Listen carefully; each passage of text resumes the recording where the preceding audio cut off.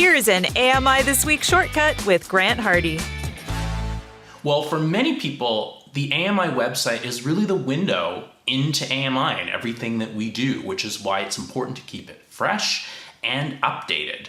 That's why we're talking to Virginia Valletta, Director of Digital Strategy at AMI, to find out about some new changes that are being rolled out to our digital hub. From home, hey Virginia, how are you?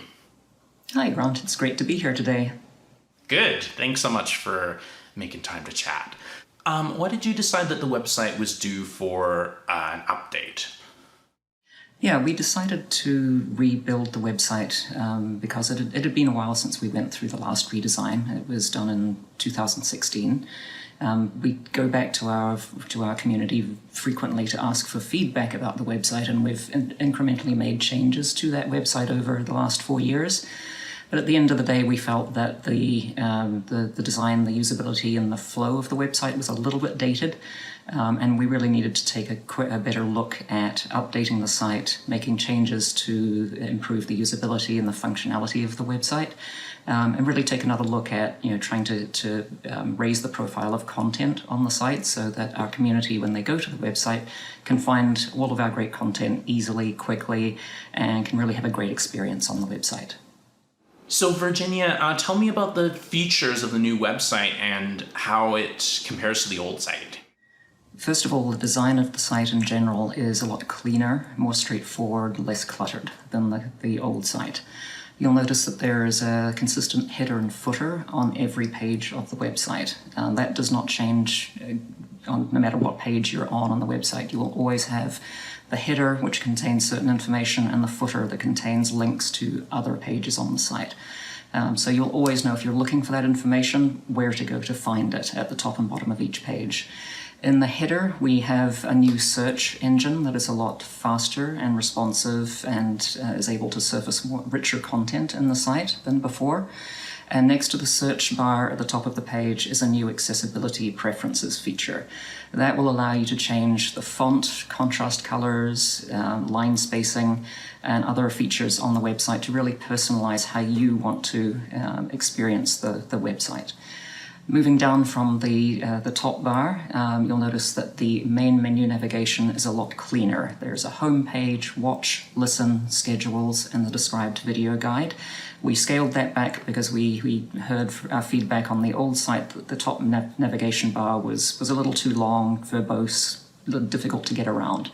You'll also notice when you scroll further down the page and come to the content windows that each piece of content is tagged to indicate what type of content it is, if it's a piece of video content, how long that piece of video plays for, and which show that piece of content is attached to. So it's obvious when you encounter a piece of content with a screen reader that this is a piece of, for example, a piece of video that comes from ATW that is 15 minutes long. And then lastly, when you come to the bottom of the page, to the footer section, you will find 4 categories of information: Explore AMI, About AMI, Accessibility, and Contact Us. This is all of our corporate information, information about our mission, vision, values, our scholarship program, our research panel, and other information that is specific to AMI. So this is the section that you will go to explore or find out how to contact us, to explore our programs, to learn more about what AMI does, our channels, our online platforms, and anything else that you might be interested in about Accessible Media Incorporated. Are there going to be any significant changes to the AMI player? I think the first thing you'll notice about the AMI player is how fast it is now compared to the old player. We've completely rebuilt the player from the latest software, and as a result the playback is much faster. There's no more lag between pressing play and waiting for the content and wondering if your click actually registered. We've resolved those problems with the latest player. What you'll also notice is how much hasn't changed. Still, the same great accessibility features are still there. So it's still screen reader friendly, it still has closed captioning and available transcript.